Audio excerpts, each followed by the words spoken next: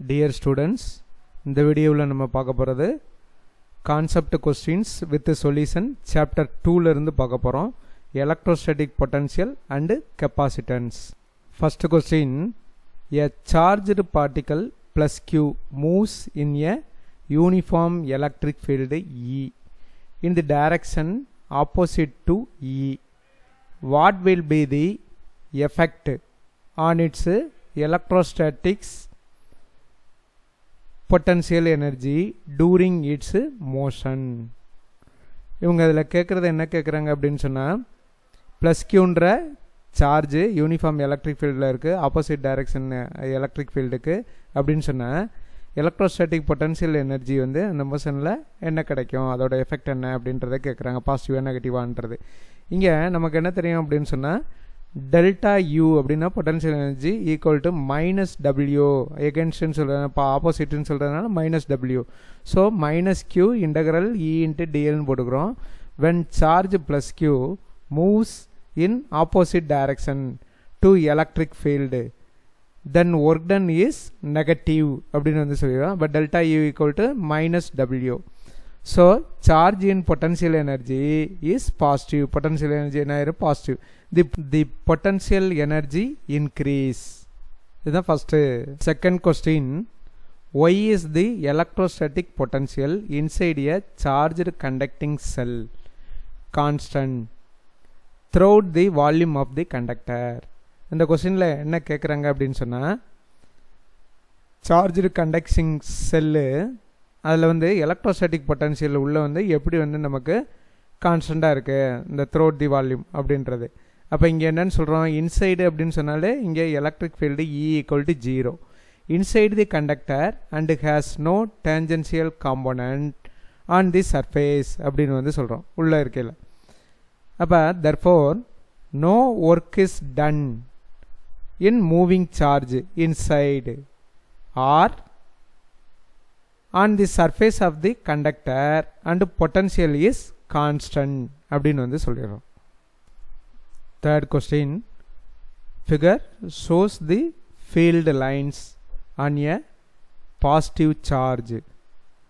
is the work done by the field in moving a small positive charge from Q to P positive or negative? give reason. இதில் figure வந்து நம்ம கொடுத்துருக்காங்க, இங்கே positive சார்ஜஸ்ன்னு தான் கொடுத்துருக்காங்க. இந்த ஃபீல்டில் வந்து என்ன எடுத்திருக்காங்க அப்படின்னு சொன்னால் பிக்யூன்ற 2 பாயிண்ட் வந்து எடுத்திருக்காங்க. அப்போ ஃப்ரம் கியூலேருந்து பிக்கு வந்து கொண்டு வந்தோம்னா அந்த இது வந்து நமக்கு பாசிட்டிவாக இருக்குமா நெகட்டிவாக இருக்குமா, அதுக்கு என்ன ரீசன் அப்படின்றதான் கேட்குறாங்க.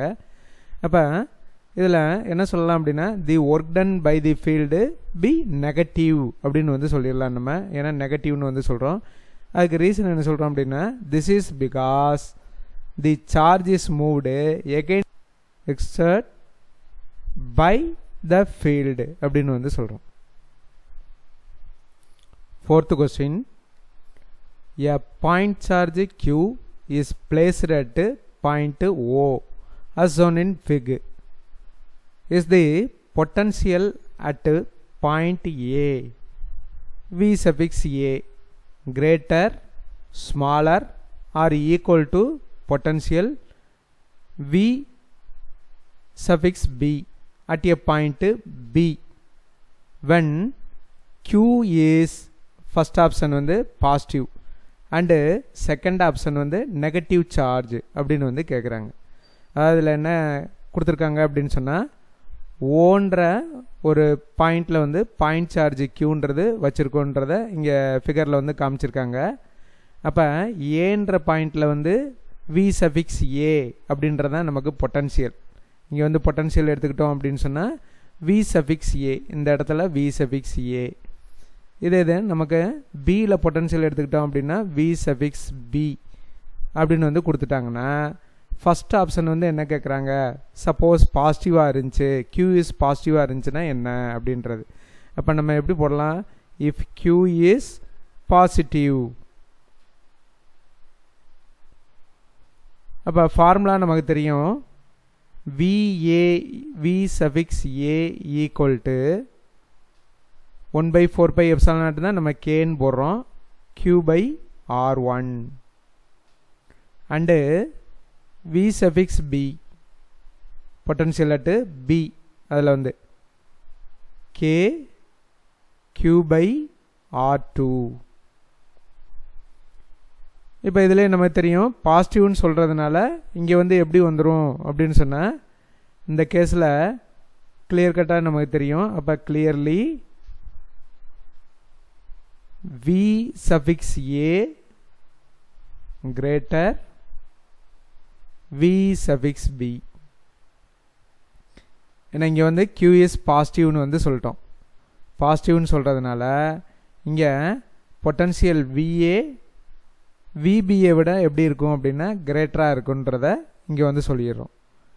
இப்போ அதே போல் சப்போஸ் ரெண்டாவது வந்து என்ன கேட்டிருக்காங்க அப்படின்னா செகண்ட் ஆப்ஷன் வந்து நெகட்டிவ் அப்படின்னு வந்து கொடுத்துருக்காங்க. அப்போ நம்ம எப்படி போட்டுக்கலாம், இஃப் Q இஸ் நெகட்டிவ்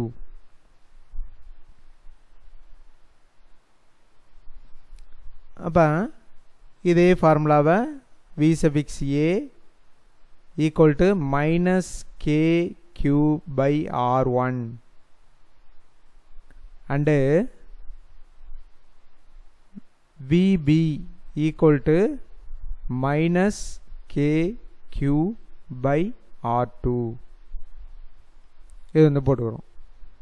அப்போ இதில் இந்த இதிலேருந்து கிளியராக என்ன தெரியும் நமக்கு, இங்கே VA greater than VB அப்படின்னு போட்டோம்னா இப்போ ஆட்டோமேட்டிக்காக நெகட்டிவ் அப்படின்னு சொன்னாலே எப்படி வந்துடலாம் அப்படின்னா VA less than VB இப்படின்னு வந்து வந்துடணும். இதுதான் நமக்கு. அப்போ இங்கே டிஸ்டன்ஸுமே நமக்கு கொடுத்துருக்காங்க, R1 இங்கே வந்து R2ன்னு கொடுத்துருக்காங்க. இதை வச்சு நம்ம என்ன சொல்லிடலாம் அப்படின்னா இப்போ டினாமினேட்டரில் நமக்கு வேல்யூ வந்து லோ வேல்யூ அப்படின்னா இங்கே பொட்டன்ஷியல் வந்து ஹை ஆகும். டினாமினேட்டரில் வேல்யூ வந்து ஹை வேல்யூன்னா பொட்டன்ஷியல் வந்து லோ ஆகும். அதை வச்சு நம்ம இங்கே வந்து என்ன சொல்லலாம், VA greater than VB. அதே போல் இங்கே VA less than VB. இதே மாதிரி சம்மு இன்னொன்று வந்து நமக்கு கேட்டிருக்காங்க. அதாவது இந்த கான்செப்ட் கொஸ்டின் வந்து கேட்டிருக்காங்க. அதில் எப்படி இருக்கும் அப்படின்னா இதை நீங்கள் ப்ராக்டிஸ் பண்ணி பாருங்கள். உங்களுக்கு ஆன்சர் வந்து இதில் கொடுத்துருக்கேன் நான். A point charge Q is placed at O as shown in the figure. The potential difference VA minus VB is positive அப்படின்னு வந்து கொடுத்துட்டாங்க. Is the charge Q negative or positive? இந்த சார்ஜ் வந்து Q வந்து பாசிட்டிவாக இருக்குமா நெகட்டிவாக இருக்குமா அப்படின்றதான் இங்கே வந்து கேட்குறாங்க. இந்த ரெண்டில் என்ன ஆன்சர் அப்படின்றது, ஏன்னா பாசிட்டிவாக நெகட்டிவான்னு மட்டும்தான் நமக்கு வந்து தெரியணும். அப்போ VA greater than VBயா VA less than VBயான்றதான் நம்ம வந்து இதில் ஆன்சர் வந்து கொடுக்கணும். அப்போ இங்கே என்ன ஆன்சர் வருது அப்படின்னா VA greater than VB அப்படின்றது வரும். நீங்கள் இதை ஒர்க் அவுட் பண்ணி பார்த்தீங்கன்னா உங்களுக்கு வந்து தெரியும் இந்த சம்மில் வந்து. 6th கொஸ்டின் சம் மாடல்லாம் நமக்கு கேட்டிருக்காங்க. A 12 picofarad capacitor is connected to a 50 volt battery. How much electrostatic energy is stored in the capacitor அப்படின்னு தான் நமக்கு வந்து கேட்டிருக்காங்க இதில். அப்போ நமக்கு எனர்ஜி ஸ்டோர்டு இன் கெப்பாசிட்டர் அப்படின்னு சொன்னால் ஃபார்முலா வந்து U equal to half CV². Cன்றது கெப்பாசிட்டர், Vன்றது வோல்டேஜ். அப்போ C equal to 12 picofarad. பிகோஃபேரட்டை ஃபேரட்டுக்கு கன்வெர்ட் பண்ணோம் அப்படின்னா 12 × 10⁻⁻12 ஃபேரட் அப்படின்றது வரும். வோல்டேஜ் வந்து V equal to 50 வோல்ட்டுன்றது கொடுத்துருக்காங்க. இதை அப்படியே நம்ம சப்ஸ்டியூட் பண்ணோம் அப்படின்னு சொன்னால் U equal to half Cக்கு பதிலாக நம்ம 12 × 10⁻⁻12 into 50². இப்போ ஆன்சர் என்ன வரும், இதை வந்து சால்வ் பண்ணோம் அப்படின்னு சொன்னால் 1.5 × 10⁻⁻8 ஜூல். இதான் நமக்கு வரக்கூடிய answer. 7th concept question. The space between the plates of a parallel plate capacitor is completely filled in two ways. In the first case, it is filled with a slab of dielectric constant K. In the second case, it is filled with two slabs of equal thickness and dielectric constant K1 and K2. respectively as shown in the figure. The capacitance of a capacitor is same in the two cases. Obtain the relationship between K, K1 and K2.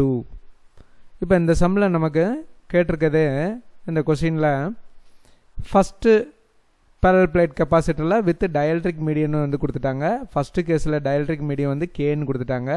Second கேஸில் dielectric medium வந்து K1 and K2 same திக்னஸ்ன்னு வந்து கொடுத்துட்டாங்க. இதில் distance வந்து first கேஸில் D, second கேஸில் D/2 அப்படின்னு வந்து கொடுத்துட்டாங்க. அப்போ ஃபஸ்ட்டு கேஸுக்கு நமக்கு கெப்பாசிட்டன்ஸ் ஆஃப் ஏ கெப்பாசிட்டர் அப்படின்னு சொன்னால் C = ε0 A/D அப்படின்றதான் தெரியும். இங்கே டயலக்ட்ரிக் மீடியன் கொடுத்துருக்கிறதுனால இங்கே என்ன போட்டுக்கிட்டோம், நம்ம K ε0 A/D அப்படின்னு வந்து போடுறோம். இதே மாதிரி கேஸ் 2ல் என்ன போடணும் அப்படின்னு சொன்னால் 2 ஸ்லாபாக வந்து நம்ம அவங்களுக்கு ஃபில்லப் பண்ணியிருக்காங்க. அப்போ ஃபஸ்ட்டு கேஸில் வந்து C' அப்படின்னு இதை வந்து எடுத்துக்கலாம். செகண்ட் கேஸை என்ன எடுத்துக்கிற போகிறோம் அப்படின்னா C" அப்படின்னு வந்து எடுத்துக்கிற போகிறோம். கேஸ் 2 எடுத்துக்கிட்டோம் அப்படின்னா அந்த K1 K2 2 டயலக்ட்ரிக் ஸ்லாப் கொடுத்துருக்குது. நமக்கு என்னது 2 கெப்பாசிட்டர் வந்து சீரீஸ் காம்பினேஷனில் இருக்கிற மாதிரி தான் நமக்கு வந்து இருக்குது. அப்போ ஃபஸ்ட்டு இதுக்கு C' அப்படின்னு போட்டோம்னா K1 ε0 A/D/2 அவங்க கொடுத்துருக்கதான் அப்படியே சப்ஸ்டியூட் பண்ணியிருக்கோம். அடுத்து C"ல் K2 ε0 A/D/2 அப்படியே சப்ஸ்டியூட் பண்ணிட்டோம். சீரீஸ் கனெக்ஷன் அப்படின்னு சொன்னால் நமக்கு ஃபார்முலா என்ன, 1/C2 = 1/C' + 1/C". அப்போ இங்கே வந்து என்ன வரும் அப்படின்னு சொன்னால் D/ இந்த இது டினாமினேட்டரில் உள்ளதை நியூமினேட்டர் கொண்டு போனோம் அப்படின்னா இப்படி வந்துடும். D/2 × K1 ε0 A + D/2 × K2 ε0 A அப்படின்றது வந்துடும். இப்போ இதை ஈக்குவல் பண்ணோம் அப்படின்னு சொன்னால் D/2 ε0 A இங்கே K1 K2 எல்சிஎம் எடுத்தோம்னா K1 + K2 K1 × K2 அப்படின்றது வரும். அப்போ நம்ம காமனாக எடுத்துக்கிட்டோம் அப்படின்னா C2 = 2 ε0 A/D into K1 K2 K1 + K2. இப்போ நமக்கு இங்கே என்ன கொடுத்துருக்காங்க, C1 = C2 அப்படின்னு தான் இங்கே வந்து கிவன் வந்து கொடுத்துருக்காங்க. 2 ஈக்குவல் கெப்பாசிட்டர் அப்படின்றதான் கொடுத்துருக்காங்க. கொடுத்துருக்கிறதுனால நம்ம இதில் என்ன போடலாம் அப்படின்னா C1க்கு வந்து வேல்யூ வந்து K × ε0 A/D அப்படின்றதான் நம்ம பார்த்துருக்கோம். Equal to 2 ε0 C2ஓடது A/D K1 K2 K1 + K2. இப்போ இதில் எது கேன்சல் ஆகும், நமக்கு கேன்சல் ஆகிறது இங்கே ε0 கேன்சல் பண்ணிடலாம், A கேன்சல் பண்ணிடலாம், D கேன்சல் பண்ணிடலாம். அதே போல் ε0 A/D வந்து கேன்சல் பண்ணிடலாம். கேன்சல் பண்ணோம்னா இங்கே கிடைக்கக்கூடிய ஆன்சர் வந்து நமக்கு K = 2 K1 K2 K1 + K2. ஏன்னா லாஸ்ட்டாக கேட்டிருக்கிறது நமக்கு K K1 K2ஓட ரிலேஷன் வந்து என்ன அப்படின்றதான் கேட்டிருக்காங்க. நெக்ஸ்ட் வீடியோவில் நம்ம பார்க்க போகிறது வந்து சாப்டர் 3 வந்து நம்ம பார்க்கலாம். Like and subscribe. Thanks for வாட்சிங். இந்த வீடியோவை உங்கள் மற்ற +2 ஸ்டூடெண்ட்ஸுக்கும் நீங்கள் வந்து ஷேர் பண்ணுங்கள்.